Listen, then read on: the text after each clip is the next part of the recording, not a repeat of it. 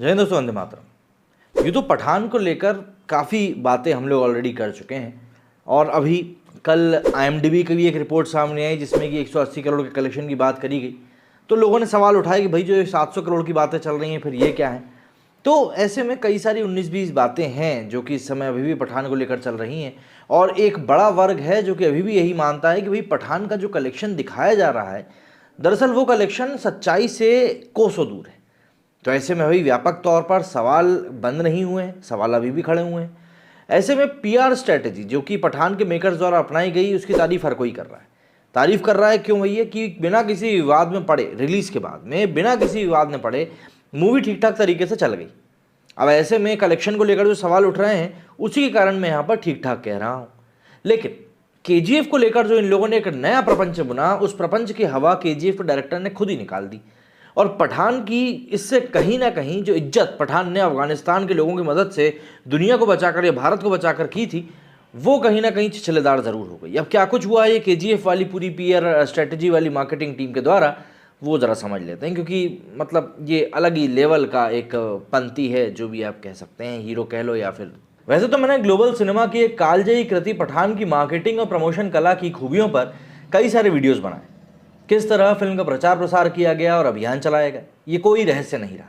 समय के साथ अब धीरे धीरे अंदर की चीज़ें निकल कर आने भी लगी। शाहरुख खान की फिल्म पठान को लेकर KGF निर्माता का एक स्टेटमेंट भी अब सामने आया है जिसकी वजह से शाहरुख खान और पठान जाने अनजाने ही हंसी का पात्र बन चुके हैं। असल में सोशल मीडिया और इंटरनेट पर तमाम सेलिंग कीवर्ड के जरिए पठान का प्रमोशन किया गया।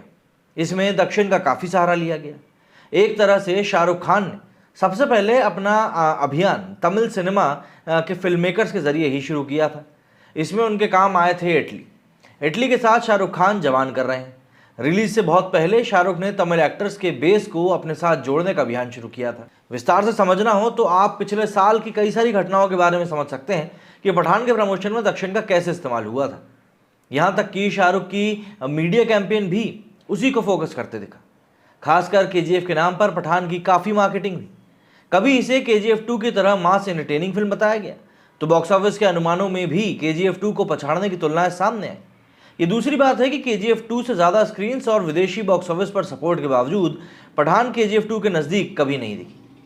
पठान की रिलीज़ के बाद इस तरह के कैंपेन भी दिखे कि शाहरुख की साउथ में बहुत डिमांड है, हर कोई उन्हें साइन करना चाहता है।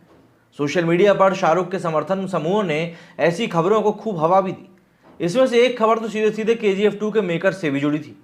दावा किया गया कि KGF 2 के मेकर्स पठान और शाहरुख के ऐतिहासिक काम से इतना प्रभावित हुए कि उन्हें फिल्म का ऑफर भी दे दिया। कहा गया कि विजय किंगरदूर ने शाहरुख के साथ हिंदी फिल्म बनाने की चाहत बताई है। एक इंटरव्यू में उन्होंने इस मसले पर जो जवाब दिया है कि वो असल में शाहरुख को मजाक का विषय बना दिया है। उसने शाहरुख को एक मजाक का सब्जेक्ट बना दिया है और साथ ही साथ उनके फैंस की तरफ से चलाए गए फर्जी कैंपेन पर भी सवाल खड़े कर दिए हैं। सबसे पहले समझे कि सवाल क्या था। सवाल यह था कि भाई पठान दक्षिण के सिनेमा को प्रभावित करेगा, तो जवाब मिला था बिल्कुल भी नहीं। दरअसल विजय ने कहा कि किसी भी फिल्म के लिए ना तो शाहरुख खान से बात की गई और ना ही उनकी फिल्म से किसी से। उन्होंने ये भी कहा कि हिंदी की उनके पास कोई बेहतरीन स्क्रिप्ट नहीं है। पठान को लेकर विजय ने एक और मज़ेदार बात यह कही जिस पर ध्यान दिया जाना चाहिए। जब उनसे पूछा गया कि क्या पठान की कामयाबी का दक्षिण के सिनेमा पर कोई प्रभाव पड़ेगा, उन्होंने कहा कि मुझे नहीं लगता कि ये किसी भी फिल्म इंडस्ट्री को प्रभावित करेगा। ये ज़रूर है कि निर्माता पठान की सक्सेस के बाद और अच्छी फिल्म बनाने की कोशिश करेंगे और यही बॉलीवुड और साउथ के लिए अच्छा है।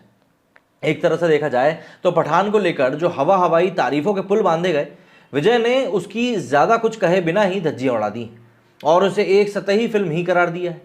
साफ है कि पठान और शाहरुख को लेकर KGF मेकर की राय शाहरुख के तमाम प्रशंसकों और पठानी पत्रकारों के गाल पर एक तीखा तमाचा है।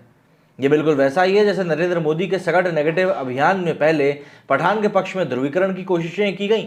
इसके बाद जब मोदी ने एक बैठक के दौरान पठान के बॉयकॉट कैंपेन का विरोध किया तो पठान के उन्हीं समर्थकों ने फिल्म का प्रमोशन मोदी के नाम से भी करने में कोई संकोच नहीं दिखाया। यहाँ तक कि सरकार से रामचरितमानस एडिट करवाने की मांग करने वाले समाजवादी पार्टी नेता अखिलेश यादव ने ही पठान की सक्सेस को मोदी की हार बताया और इसे भारत में आम जनता की जीत करार दिया। अखिलेश को लोग सलाह भी दे रहे हैं कि शाहरुख को अपनी पार्टी में शामिल करके 2024 में मोदी को हराने का एक बड़ा काम किया जा सकता है। लेकिन शायद ऐसा लगता है अखिलेश यादव जानते हैं कि शाहरुख खान को यदि पार्टी में शामिल कर लिया तो उनके पिताजी ने जो उनके लिए कुर्सी की सेज सजा कर दी है, कहीं ना कहीं वो उनसे काफ़ी दूर जा सकती है।